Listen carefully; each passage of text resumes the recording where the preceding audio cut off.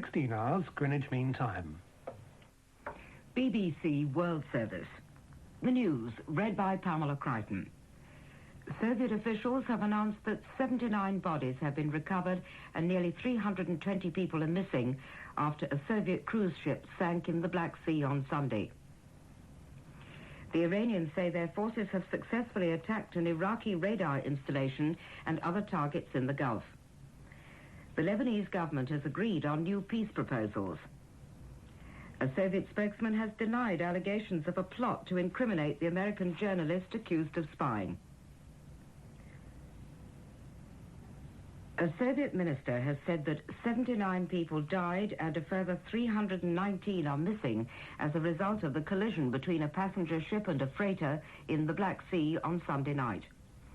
The Soviet Deputy Merchant Marine Minister, Mr. Leonid Nedyak, told a news conference in Moscow that a total of 836 people had been rescued. All the casualties were from the liner, the Admiral Nahimov, which was in collision with the freighter shortly after it sailed from Novorossiysk on a holiday cruise. The newspaper Izvestia said the liner had alerted the freighter, which radioed back that there was no need to worry, but did not alter course and struck the liner amidships. Rescue boats set out from Novorossiysk to haul people from the sea, many of them covered in oil. The paper said some did not have the strength to grasp the hands of their rescuers, so the boat crews dived in to save them. It said the liner's captain stayed aboard till the last minute, trying to run his ship aground, but it apparently sank in less than half an hour. Iranian naval and air forces have attacked an offshore Iraqi oil platform, Al Umayyah, in the northern part of the Gulf. Tehran radio said the platform, which housed radar installations for directing Iraqi military operations, had been captured and the Iraqi forces guarding it wiped out. Iraq has reported the attack, but says its forces are resisting. The radio said Iranian forces had also attacked another similar platform, Mina al-Bakr, further to the west. The Iranians say their forces on the northern battlefront are continuing the ground offensive which they began yesterday in the mountains of Hajj Omran inside Iraqi territory. The Speaker of the Iranian Parliament, Hashemi Rafsanjani, said the attacks did not constitute the big offensive Iran was planning, but were designed to weaken the Iraqi forces in preparation for it. Mr. Rafsanjani said the latest operations were timed to coincide with the non-aligned conference in Zimbabwe, where both Iran and Iraq are represented. He said Iraqi supporters had wanted to create an encouraging political climate at the conference, and Iran had acted to disappoint them. During the conference, the Iranian president, Mr. Ali Khamenei, interrupted a long anti-American speech to attack Iraq. As he began to accuse Iraq of atrocities, the closed-circuit television coverage of the session was switched off, apparently on the orders of the Zimbabwean government. In its first full meeting this year, Lebanon's cabinet has agreed on a proposed national charter incorporating political reforms. The Prime Minister, Mr. Rashid Karami, said afterwards that all 10 Christian and Muslim members of the government had agreed to declare a truce between Lebanon's rival militias and also to halt the propaganda war between the different factions. Mr. Karami said the national charter would affirm the country's unity and Arab identity, as well as reforming its political system and constitution. A preliminary draft is to be drawn up by Mr. Karami, who's a Sunni Muslim, and one of the Christian ministers, Mr. Joseph Hashem, for the next session of the cabinet on Friday. This news comes to you in the World Service of the BBC. A Soviet Foreign Ministry spokesman in Moscow, Mr. Gennady Gerasimov, has denied that the American correspondent, detained on Saturday and accused of spying, is being held in retaliation for the arrest on similar charges of a Soviet citizen in New York. The spokesman rejected allegations that the correspondent, Mr. Nicholas Danilov, had been framed. He said he'd been caught red-handed.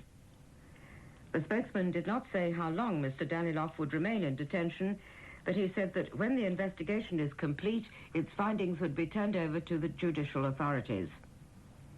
President Reagan has expressed concern over the detention of Mr. Danilov, who was arrested after being handed a package of secret documents by a journalistic contact. A White House spokesman said the charges against Mr. Danilov had been contrived. The Soviet Communist Party newspaper Pravda says that 27 workers have been expelled from the party for misconduct connected with the Chernobyl nuclear accident. Pravda says they were dismissed for cowardice and panicking. Several officials involved with the Soviet nuclear industry have already been expelled or severely reprimanded following the accident 4 months ago. The High Court in London has rejected a claim that the Home Secretary acted unlawfully in allowing the security service to tap the phone of an anti-nuclear organisation. The judge accepted the evidence of a former intelligence officer that telephone calls to and from the Vice President of the Campaign for Nuclear Disarmament had been intercepted on the authorization of the then Home Secretary, Mr. Leon Brittan. The judge said Mr. Brittan had not acted unreasonably and that the tapping was within Home Office guidelines. Police in Spain have seized heroin worth more than $11.5 million. The drug was discovered buried beside a road near Madrid, and police arrested 3 Iranians who were nearby. Police say there was enough heroin to make 800,000 separate doses.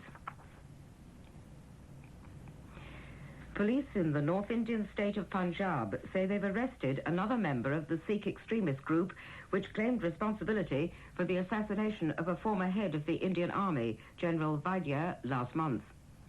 The man, Harbhajan Singh, is said to be second in command of the Khalistan Commando Force, the KCF, and is wanted in connection with a number of killings and terrorist attacks in the Punjab.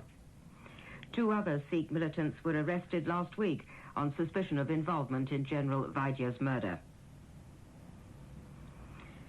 Government reports from Uganda say that 25 people have been detained on suspicion of plotting to overthrow President Museveni. The reports, which appeared in a Ministry of Information newspaper, says the plotters had intended to set up an independent monarchist state for the Baganda tribe. Buganda was one of the 4 traditional kingdoms of Uganda, which were abolished nearly 20 years ago.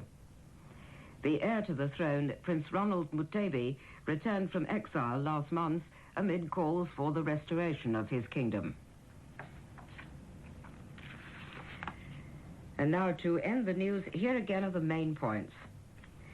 Soviet authorities say 79 people died in the collision between a Soviet cruise ship and a freighter in the Black Sea on Sunday night.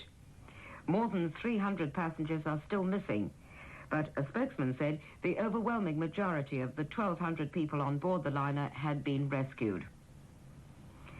A combined force of Iranian ships and planes has attacked an Iraqi radar installation at the head of the Gulf. Iran said the installation was destroyed. The Iraqis say their forces were resisting. The first meeting this year of the Lebanese cabinet has ended in Beirut with an agreement on a proposed national charter incorporating political reforms.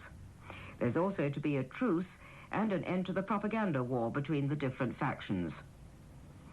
A Soviet spokesman has denied allegations of a plot to incriminate the American journalist detained on Saturday and accused of spying. And that was the World News from London. BBC World Service. As you may have heard on the news, in Lebanon, Christian and Muslim members of the cabinet have been meeting for the first time in 9 months.